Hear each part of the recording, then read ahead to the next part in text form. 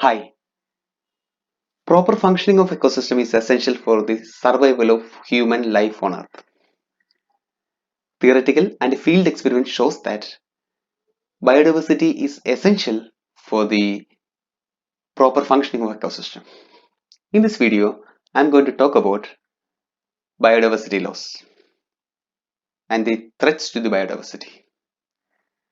It will help us to understand strategies we are going to discuss to protect biodiversity. Let me first show you the change in land cover during last few decades. And this graph is color coded so that we can easily understand the process. One of the major change in the land cover is the desertification. That's the degradation of dry lands. Desertification is basically the conversion of a fertile land into a desert. It may occur due to several reasons, maybe due to deforestation, due to drought, or due to the unscientific agricultural practices. So in the map you can see these areas in the Middle East area, then in India and East Asian regions in Australia, this whole area, the desertification occurs. Another important change in land cover is filling of wetlands or conversion of grasslands or forests for agricultural purpose or for the urban development. This all leads to the change in habitat of many organisms and which in turn leads to the loss of biodiversity. This graph also shows deforestation in hotspots, which is color coded in red. The whole area which shows red, there is a net loss of forest. You can see many places in this graph, like this is this South America. Here we have the Amazon. In the Amazon, there is severe loss of forest area. In Africa, you can also see there is loss of forest area. In Russia, part of Asia, this whole areas, what happened is the forest area is shrinking. And some other places we can also see net gain of forest, especially in North America and some parts of Europe, there is net gain of forest. So at the end of the day, the desertification and loss of forest leads to the loss of biodiversity, which in turn influence the ecosystem function. So loss of biodiversity affects the ecosystem function, and one of the major measure of loss of biodiversity is extinction. Extinction is the termination of species and the disappearance of a evolutionary lineage, maybe a taxa or a species or a genus may be disappeared, and this extinction is basically irreversible. Once we lose one species, we cannot recover it from anywhere. And extinction occurs in a population when the death rate exceeds the birth rate. So the number of individuals which are born is less than the number of individuals are being dead. So if it happens for a prolonged period of time, the population will shrink, and finally end up in extinction. And this happens due to failure to adapt to changing conditions. So if the organism cannot adapt to a new condition, extinction may occur. This again has two parts. Either the change occurs so rapidly, just like deforestation, the habitat is lost in a few years. So the change is so rapid so that the organism cannot do not get the time to adapt to the change. Or maybe the population is unable to respond to them. So basically, the reason for extinction is a failure to adapt to a change. In those cases, either the change is so rapid or the population does not have the ability to adapt. So these two things may affect the rate of extinction. And basically, extinction is divided into three different types based on its cause. First one is background extinction, secondly, mass extinction, finally, anthropogenic extinction. Background extinction is basically a natural phenomena Maybe you can say it's the natural extinction. It occurs because of no reasons. Mass extinction is the loss of large number of species in a short period of time. And finally, we have anthropogenic extinction, which are man-made extinction or the extinction caused by the human activities. We are going to talk about each of these types in detail. Firstly, we have the background extinction. It's actually the natural turnover of a species. Maybe some species, after a long time, it may be replaced by another species. Maybe due to the natural selection, or by the adaptation, or new speciation. Due to so many reasons, natural turnover of species occurs.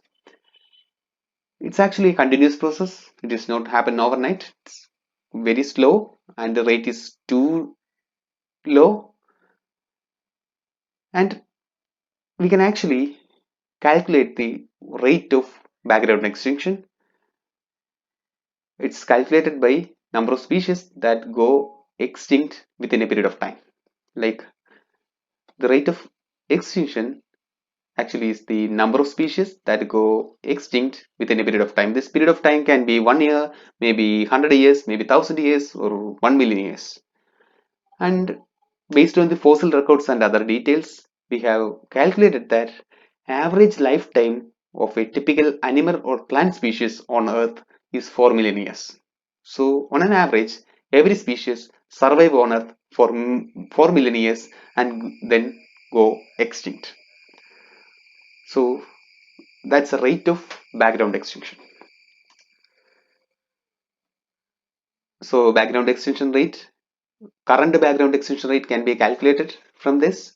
For calculating it, we need to get the total number of species, which is estimated to 10 million, and average lifespan, as I already told, is 4 million. If we divide 10 million with the 4 million, so we got the average extinction rate at 2.5 species per year. So without any human interface or without any mass extinction, what we expect is the extinction of 2.5 species every year. Okay, that's the background rate.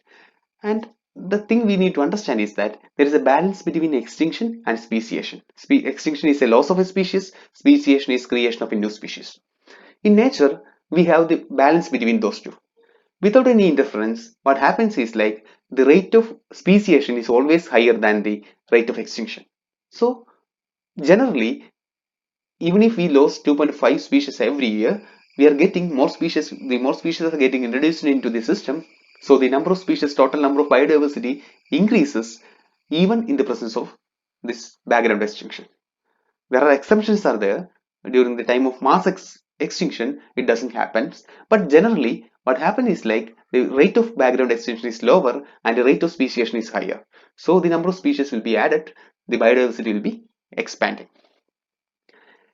If you look at the background extinction rate, we have, so it says 2.5 species will go and extinct every year. The species including all mammals, plants, and everything. So if you take the example of mammals, we have around 5,500 species of living mammals right now in planet Earth. And if you use this extinction rate, we can expect an extinction of one species in every 1,000 years for mammals. So the extinction rate of 2.5 is for all animals including bacteria, fungus and everything. If you take only the mammals from the animal kingdom, what we can expect based on its number is 5,500. Our expectation is one extinction in every 1,000 years, not more than that. And this calculation of this average time span is based on the fossil records, and there is some bias in this fossil records basically because of fossil records are not found for all organisms, it is only found for the wide ranging species, and some organisms tend to fossilize more than other organisms. And if you consider everything at the maximum, we can expect the extinction rate of one species of mammal in every 100 years. So actual calculation is goes like one species in every 10,000 years. But if we consider the uh, possible biases, we can, at the maximum, we can expect one extinction per 100 years. And if you project this same rate into the birds, there are twice number of birds in the world than the mammals. So we are expecting one extinction per 100 years for a mammal. So as we have double the number of birds, we can expect two birds go extinct in every 100 years, not more than that. That's a rate of background extinction. Next we have mass extinction. Mass extinction is the extinction of many species in relatively short period of time. The short period of time means the geographical time. Our Earth is like 5 billion years old, and life on Earth is about 3.5 billion years old. So a short period is not like the 1 hour or 1 day or something like that. The short period may be maybe several years, maybe 100 years. So for geographical time, 100 years is a short time. So if huge number of organisms or wide varieties of organisms go and disappear in a short period of geographical time, we can say it's a mass extinction. And it's basically involved global changes in environmental conditions or the climate change or large scale catastrophe like collision of Earth with some other comets or collision with asteroid bodies, something like that. If something like that happens, there will be a global change in the climate which may lead to the mass extinction. And as far as we know, Earth has experienced five mass extinctions, and in each of these extinctions, world species, the biodiversity has reduced to 50 to 95 percentage. Means the 55 up to 95 percentage of biodiversity has lost in this mass extinctions. And after every mass extinction, what happens is like the biodiversity go and develop and eventually it regain its capacity. But it will take millions of years to regain the original biodiversity. And sometimes after the extinction, the biodiversity in due course will grow over and above the existing level. So that's are the mass extinctions.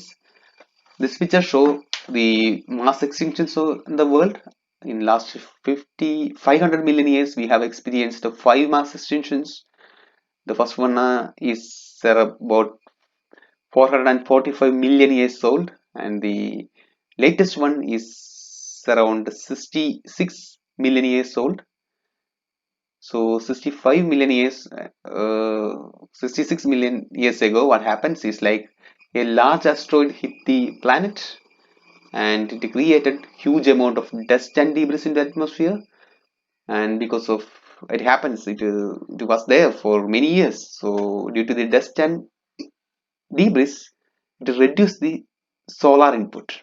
So without the solar energy, the primary productivity is not there. So plants and every primary producers has been died, and so the consumer organisms like the food chain, whole food chain is blocked. So what happened is like a 75 percentage of world species has go and extincted, which include the dinosaurs. And we are expecting right now, we think we are experiencing the sixth mass extinction. So in the history we have five, and we think because of the human activities, we are right now go through the sixth mass extinction. I will talk about that. So the third type of extinction is anthropogenic extinction, which is caused by humans. This is basically due to the human activities. Human activities is negatively affecting the habitat of organisms and the environment so that the species go and extinct. When we talk about this background extinction, I told you like what we can expect is in 100 years, the background extinction rate is the loss of one mammal in 100 years or loss of two birds in 100 years. But if you look at the last 100 years, what happens? We have lost 20 species of mammals, gone extinct. Instead of one, we lost 20 mammals. Instead of two birds in 100 years, we have lost 40 species of birds in 100 years. So, these all are due to the anthropogenic activities, our industrialization, unscientific use of the land for agriculture, urbanization, growth of human population. So because of all these reasons, we are expecting a loss of one mammal in 100 years, but what happens, we have lost 20 of them. And we are expecting a loss of two birds in 100 years, but we have lost 40, about 20 times more than what we have expected. And we don't know how much insects we have lost. We don't know how much microorganisms we have lost. So these are the range of the anthropogenic extinction. And basically, these anthropogenic extinctions are preventable because if you have care for the environment, if you are protecting the habitat, this extinction can be reversed. This graph show the extinction of birds and mammals and the growth of human population.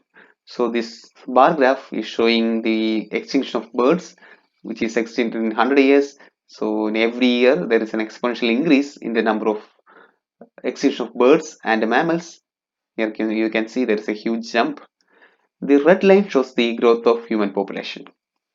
And you can clearly see a direct correlation between the population, increase in the human population and the extinction of species.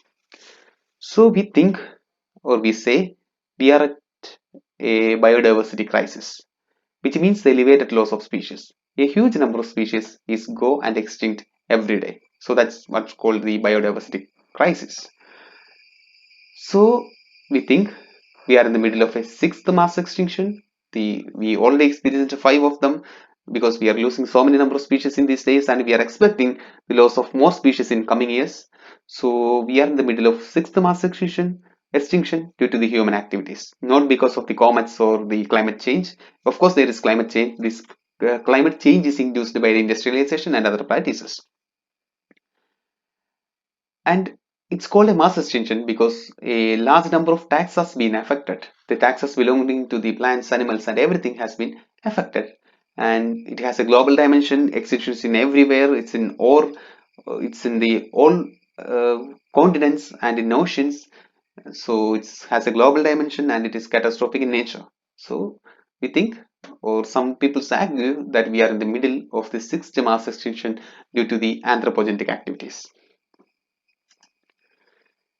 We have already talked about the three types of extinction, and each of these types we have three levels of extinction. Extinction can occur in three different levels. Those are local extinction, ecological extinction, and biological extinction. Local extinction is when a species is no longer found in an area which used uh, which once inhabited but still found in elsewhere in the world. Like a population is lost. If you take an example of a tiger used to be seen in one jungle or one area. It is not found there, but you can find the same type of tiger in some other forest. So that's called a local extinction. Local extinction, it is removed from the, or this population is lost from the local area or local population. From the local ecosystem, it is lost, but it's not globally lost. Most of the local extinction involve loss of one or more populations of a species. Next, we have the ecological extinction. In the case of ecological extinction, there are only few number of species. One particular species, we have only very few number. Even if it is there, they are not able to perform the ecological functions. So at the end of the day, what we need is the functional ecosystem. So in some cases, the population has shrunk so that there is no enough number of this organism to perform its ecological function. Maybe we have few members of that species, people have put it in some zoos or museums or something like that, or in a protected area or something like that. But in those areas, this organism is not performing the ecological function. So that's called ecological extinction. So in ecological extinction, the organism is there, but its number is too low to perform its ecological function. It is not actively involved in its ecological functions like part of a food chain or controlling other populations, something like that. Finally, we have the biological extinction. In biological extinction, a species is no longer found anywhere on Earth. It's gone from the world. So that's biological extinction. Biological extinction is basically reversible. It represents extinction is forever and reversible loss of natural capital. So extinction can be a local extinction, ecological extinction, or biological extinction. In this video, we have talked about types of extinctions and levels of extinction. Thank you so much for listening. Thanks.